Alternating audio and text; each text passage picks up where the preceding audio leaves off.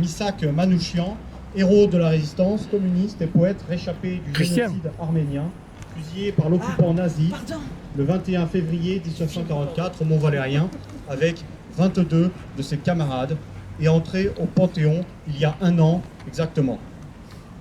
Durant cette cérémonie, nous alternerons entre chants résistance et révolutionnaires, prise de parole et déclamation de poèmes de Misak Manouchian.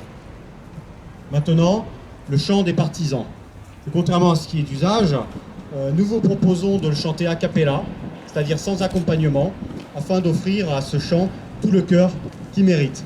À vous. Amis, entends-tu le vol noir des corbeaux sur nos plaines? Amis, entends-tu les cris crissous du pays qu'on enchaîne? Oui, partisans, c'est l'alarme. Ce soir, l'ennemi connaîtra le prix du chant et des larmes. Montez de la mine, descendez des collines, camarades. Sortez de la paille, les fusils, la mitraille, les grenades. Et les tueurs à la baille et au couteau, tu évites. Et saboteurs, attention à ton fardeau, dynamite. C'est nous qui brisons les barreaux des prisons, nos frères. La haine à nos trousses et la peine qui nous pousse à la misère. Pays où les gens venaient vivre et rêvent. Si nous on tue, nous on sauve, nous on tue, on crève.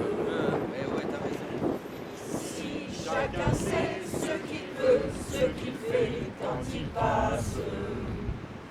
Ami, si tu tombes, un ami sort de l'ombre à ta place. Demain, du sang noir séchera au grand soleil sur les routes. Si les compagnons dans la nuit, la liberté nous écoute.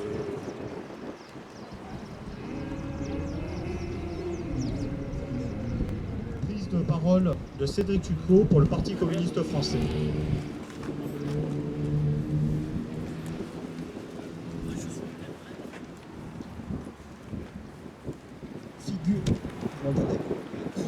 Figure emblématique de la résistance communiste étrangère, poète apatride rescapé du génocide arménien, Misak Manouchian est le premier ouvrier à être rentré au Panthéon il y a un an, le 21 février 2024.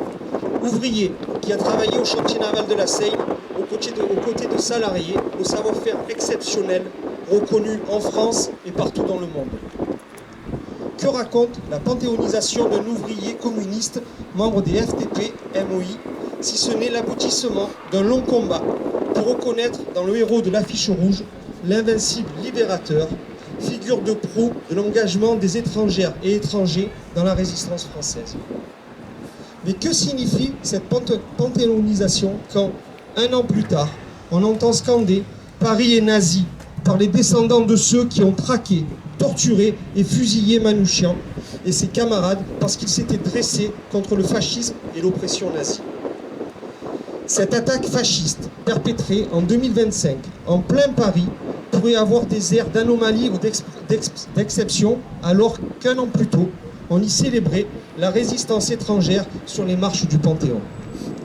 Si nous sommes assurément solidaires de nos camarades kurdes et cégétistes, pris pour cible par ces nazillons encagoulés, nous continuons à rappeler à Emmanuel Macron et ses acolytes qu'il est indigne et intenable de se revendiquer de l'héritage de Misak Manouchian. Intenable face à la surenchère des politiques stigmatisantes envers les étrangers. Intenable face au révisionnisme de ceux qui placent sur un pied d'égalité le fascisme, le nazisme, l'extrême droite et l'ultra-gauche, comme l'a assumé Bruno Retailleau. Intenable face à la montée en puissance des réactionnaires désormais désinhibés dans leurs paroles et dans leurs actes. Au Parti communiste, Fiers de notre héritage radicalement antifasciste, nous exécrons les réinterprétations historiques et idéologiques trompeuses qui ont éclaboussé l'engagement de nombreux de nos camarades, femmes et hommes. Au Parti communiste, on sait battre en brèche ces dénis de la mémoire. Merci. On combat les composantes xénophobes des politiques stigmatisantes contre les étrangers et on rappelle l'apport inestimable de générations entières d'immigrés dans la résistance. La bascule fasciste qui s'opère en France, en Europe et dans le monde, financée par des rouages capitalistes et banalisée par des médias complaisants, a été le même moteur à la rage pacifique, communiste et antifasciste de Missak Manouchian. Au Parti communiste, nous sommes pleinement légitimes à rappeler sa trajectoire empreinte d'antifascisme et de pacifisme, des premières lueurs de son engagement communiste et internationaliste, des prémices de son combat en faveur de l'Arménie en passant par ses premiers vers. Ancré dans la mémoire collective, grâce aux strophes d'Aragon mises en musique par Léo Ferré sous le titre L'affiche rouge, il demeure pour toujours le symbole de la résistance étrangère, fort de son abnégation et de ses profondes convictions. Résistant, apatride, communiste, survivant du génocide arménien, homme de culture, poète et ouvrier, attaché à la France des droits de l'homme, il existe entre toutes ces facettes un trait d'union. Il n'y a qu'un seul fascisme, et il est sans ambiguïté. C'est celui contre lequel ont lutté Missak, Méliné et ses camarades. En ce 21 février 2025, les mots de Manouchian résonnent particulièrement. Vous avez hérité de la nationalité française, nous l'avons mérité. Merci.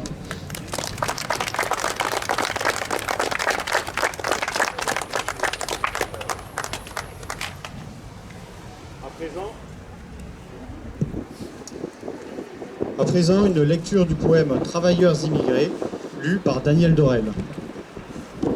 Exactement, j'y suis là? Ouais. Exactement intitulé Restons éveillés. Emportés par la fureur sauvage du simoun, comme des fleurs arrachées aux buissons qui les portent et qui se dispersent au gré du vent, vous avez tendu votre voile vers tous les rivages de la vie. Attention, camarades, l'ennemi est toujours le monstre, qui, comme la sangsue ou le ver rongeur, boit le sang de nos bras qui peinent sans arrêt, telle une hyène, prête à tout dévorer. Sous le masque de la foi, il verse à ses victimes le poison de la corruption et de l'ignorance, et semeur de mensonges et de haine raciale, il attire des foules les passions criminelles. Que les flambeaux de la conscience éclairent nos esprits, que le sommeil et la lassitude ne violent point nos âmes. À tout moment, l'ennemi change de couleur et de forme et nous jette sans arrêt dans sa gueule inassouvie. Restons éveillés, ô camarades, héros du travail. Les ténèbres nous guettent pour nous engourdir. Que la haine croisse en nos cœurs avec une sourde colère. Attisons en nous le feu de la lutte des classes. Une prise de parole pour la CGT, Richard Roméo. Mesdames, Messieurs les présidents, présidentes d'associations, Messieurs, Mesdames les responsables du Parti communiste français, chers amis, chers camarades. Tout d'abord, merci de donner la parole à la CGT par ma voix, ici au Parc de la Navale, à la Seine-sur-Mer, à l'occasion de cet hommage marquant le premier anniversaire de l'entrée au Panthéon de Missak Manouchian.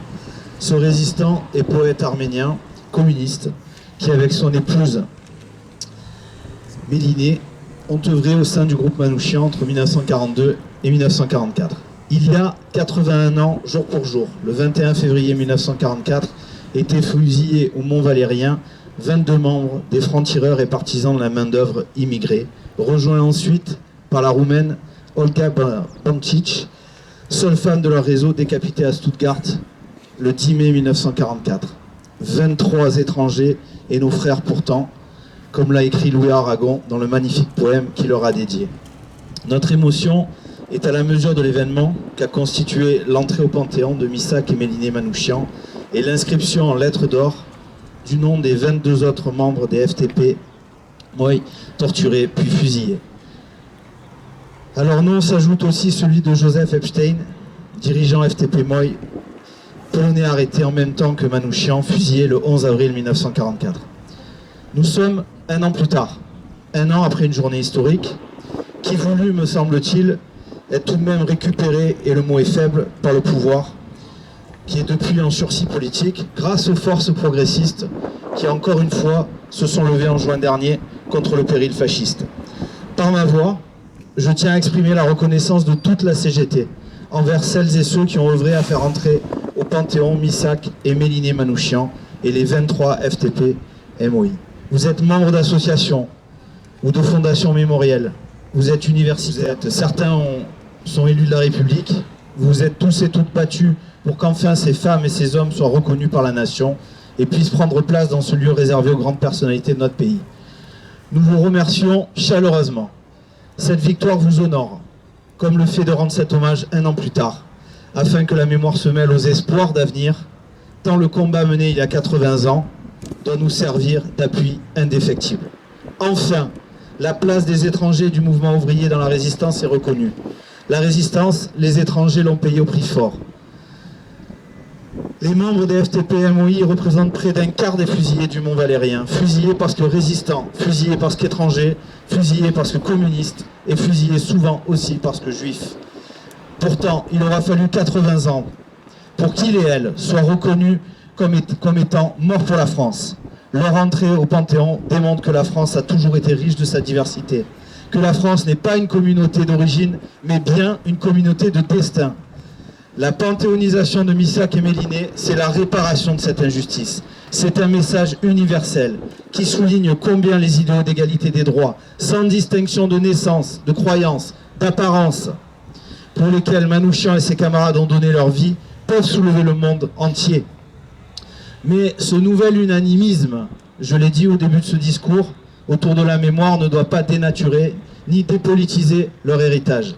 Ils et elles fuyaient les persécutions, l'antisémitisme, les génocides des Arméniens, le fascisme de Franco et Mussolini, ou encore le nazisme d'Hitler. D'origine et de confessions diverses, ils et elles avaient vécu des histoires différentes, mais ils et elles avaient cette conscience de classe qui en faisait des humanistes et des internationalistes. Les camarades, à l'image de Missak et Méliné, qui étaient profondément internationalistes, ils et elles ont été les premiers à s'enrôler comme volontaires dans les brigades internationales pour combattre aux côtés des républicains espagnols, l'armée de Franco et la Légion Condor envoyée par Hitler, et furent les premiers, parmi les premiers, à s'organiser dans la résistance, combattant au péril de leur vie l'occupant allemand et les milices de Vichy. Nous n'oublions pas celles et ceux, juifs ou résistants, qui ont été déportés dans les camps de la mort, dont un très grand nombre n'est jamais revenu. Nous n'oublions pas que si nos 23 camarades ont été assassinés par les nazis, c'est à cause du régime de Pétain qui a permis leur arrestation. Nous n'oublions pas la rafle du Veldiv, la déportation puis l'extermination de 12 884 femmes et hommes et enfants. Non, l'amnésie générale semble frapper le plus grand monde. Si l'amnésie générale semble frapper le plus grand nombre, nous refusons d'oublier, nous refusons de ne pas mener le combat pour relater la vérité historique, la seule, celle qui fut l'honneur de notre camp et sur laquelle la France est encore debout. Et être à la hauteur de leur combat, c'est le perpétuer aujourd'hui, où nos démocraties vacillent et où l'extrême droite en France, comme dans de nombreux pays du monde, sont proches du pouvoir. Ils et elles, comme Missak, sont entrés clandestinement en France. Auraient-ils aujourd'hui accès au droit d'asile? Ils et elles, comme Missak et Méliné, ont été exploités et souvent licenciés. Le seraient-ils encore aujourd'hui? Aujourd'hui, nous leur disons, depuis notre voix pour la CGT, et nous vous remercions encore chaleureusement de la place que vous nous avez faite ce soir, nous disons solennellement à Missak et Méliné et aux 23 et tous ceux qui sont tombés sous les balles, nous leur disons qu'ils peuvent compter sur nous pour reprendre le flambeau de la résistance et de la lutte contre le fascisme d'hier et d'aujourd'hui, pour que la France soit un pays de liberté, de paix et de progrès social, pour que, comme nous est invité Missak, nous puissions vivre heureux. Je vous remercie. Du chant de lutte antifasciste italien, Bella Ciao. Stamattina mi sono alzato, oh bella ciao, bella ciao, bella ciao, ciao, ciao, stamattina mi sono alzato e ho trovato l'invaso, oh partigiano, portami via, oh bella ciao, bella ciao, bella ciao, ciao, ciao, partigiano, portami via, che mi sento. À présent, j'appelle Jeanne Weiss pour la nacre. Bonsoir à tous et merci pour nous avoir invités. Je serai très brève. L'on ne peut pas dissocier Missak Manouchian de son épouse Mélinée, qui a consacré sa vie à préserver la mémoire de son époux.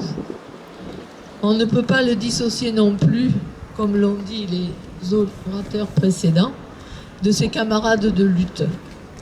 Lui, l'ouvrier poète apatride, est pour nous un exemple de reconnaissance pour le pays qu'il a accueilli, de courage pour son engagement et de sacrifice suprême. L'hommage à grand renfort de spectacle qui leur a été rendu et leur entrée au Panthéon sont certes méritées, mais ne doivent pas nous faire oublier les valeurs pour lesquelles de nombreux résistants comme eux ont donné leur vie. Ils étaient 23 quand les fusils fleurirent, a écrit Aragon, pour évoquer ceux de l'affiche rouge dont Missak Manouchian était le chef de réseau. 23 et beaucoup plus encore, hommes, femmes, adolescents, français ou étrangers. Pour honorer leur mémoire à tous et en remerciement pour avoir permis à notre pays de retrouver son honneur, nous ne devons pas renoncer et laisser enfermer nos valeurs dans un tombeau, fût-ce un tombeau majestueux. N'oublions pas que résister se conjugue toujours au présent. Je vous remercie.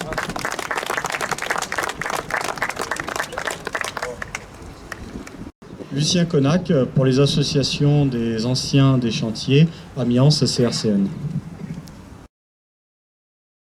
Mesdames, Messieurs, chers amis, chers camarades, il y a déjà un an, en ce même lieu, nous déposions déjà une gerbe à l'honneur de Missak Manouchian.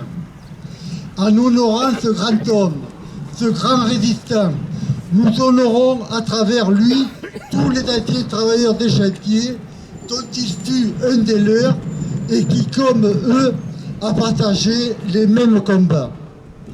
Ce grand résistant, cet ouvrier, ce poète, le premier et le seul ouvrier à entrer dans le prestigieux monument des grands hommes, fut un travailleur sénois. Il venait d'ailleurs, comme beaucoup de nos pères qui étaient venus d'Italie, d'Espagne, du Maghreb ou autres. Lui venait d'Arménie via le Liban. C'était un travailleur comme les autres, comme beaucoup d'autres, mais beaucoup plus que d'autres. Le moment venu, pendant l'occupation nazie, il a pris le maquis, il a pris les armes et il s'est battu contre l'occupant et il est mort pour la France. Il était le commandant du groupe FTP Moy, franc-tireur et partisan main-d'œuvre immigré communiste, un des plus actifs de France. Avec l'affiche rouge de sinistre mémoire, les nazis ont voulu en faire le symbole de l'armée du crime. Après l'avoir emprisonné et torturé pendant plusieurs mois avec deux autres résistants, également tous immigrés, ils les ont fusillés au Mont Valérien le 21 février 1944. Comme nous le savons aujourd'hui, cette scandaleuse affiche s'est retournée contre ses auteurs. Partout en France, des mains anonymes l'ont couverte d'inscriptions « Mort pour la France ». En ce qui nous concerne, nous n'avons pas attendu son entrée au Panthéon pour honorer Missak. Déjà, en 2007, en obtenant l'implantation de cette stèle, qui comporte à son dos le magnifique poème d'Aragon, nous en avons fait un des deux symboles de tous les résistants des chantiers. Qu'ils se soient battus à la Seine, comme la plupart, au Havre, comme Henri Vessière, à Paris, comme Michel Manouchian, ou à Nice, comme Philippe Giovannini. En honorant Missac ce soir, nous avons une pensée pour tous ces résistants connus et inconnus qui ont fait que le 11 novembre 1948, la ville de la Seine a été décorée de la Croix de guerre avec étoile de vermeil pour les actes de résistance de sa population ouvrière contre l'occupant. En honorant Missac Manouchian, nous avons aussi une pensée pour tous ces émigrés qui, au cours des âges, ont partagé nos valeurs et ont apporté les leurs pour faire de la France ce qu'elle est aujourd'hui.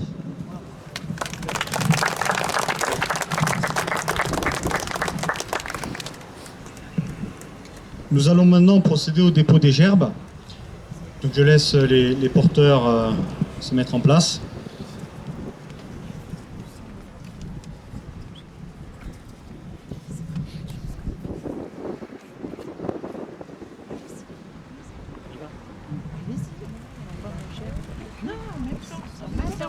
Pour le Parti communiste français.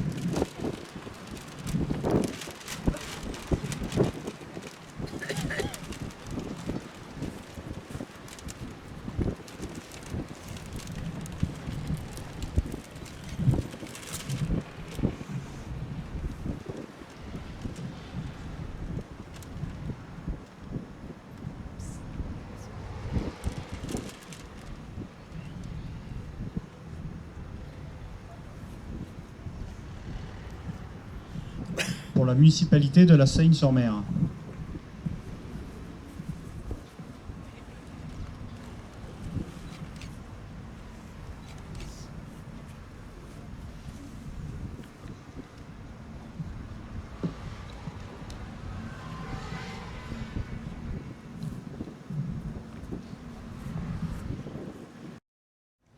Le poème L'affiche rouge a été, qui est apposé au dos de la plaque et qui a été d'ailleurs évoqué à plusieurs reprises durant les interventions, a été mis en musique par le chanteur Arthur Teboul, qui a eu l'honneur de chanter son interprétation lors de la cérémonie d'hommage à Missac Manouchian le 21 février 2024. Pour conclure cette cérémonie, je vous propose d'entonner le chant qui aujourd'hui, comme hier, est toujours l'hymne des travailleurs en lutte et de ceux qui résistent, l'Internationale.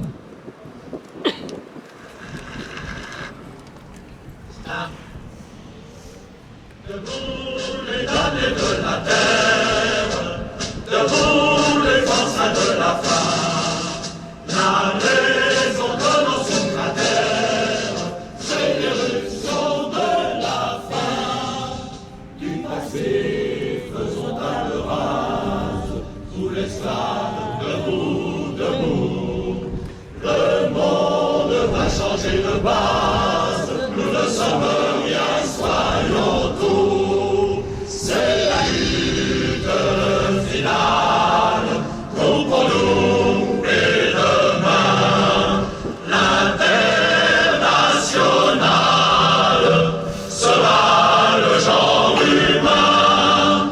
C'est la lutte finale, groupons-nous et demain, l'internationale sera le genre humain. Je vous remercie à tous pour votre présence. À présent, nous invitons à un verre de l'amitié pour ceux qui le souhaitent au local du Parti communiste dans le centre-ville. Je vous invite à nous suivre et encore une fois, je vous remercie à tous. Bravo.